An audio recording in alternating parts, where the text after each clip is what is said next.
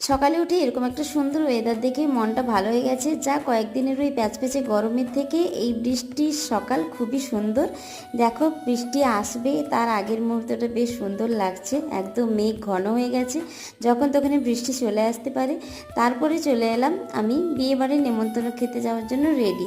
এই বৃষ্টির মধ্যেও কিন্তু বিয়েবাড়ির নেমন্তন্ন পেয়ে গেছি। গিফট নিয়ে চললাম আমি হেঁটে হেঁটে, কারণ বাড়ির খুব কাছেই ছিল।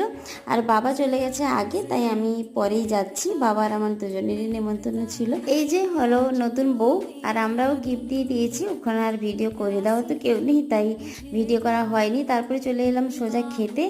এখন খেতেও বসে পড়েছি। বাবা আমি ওই যে উল্টো পাশে দেখলে বাবাও খেতে বসে গেছে। আর আমার পাশের টেবিলেই বসছে আমার ছাত্রছাত্রীরা, ওদের সঙ্গেও অনেকদিন পরে দেখা হলো। ছাত্রছাত্রী মানে আমি আগে ওদেরকে টিউশন পড়াতাম। এখানে খাওয়া দাওয়ার পর কিন্তু ওদের বাড়িতেও আমি চলে গেছিলাম একটু গল্প করতে। চলো আজকের মিনি ব্লগটা এই পর্যন্ত, দেখা হচ্ছে পরের ব্লগে। টাটা।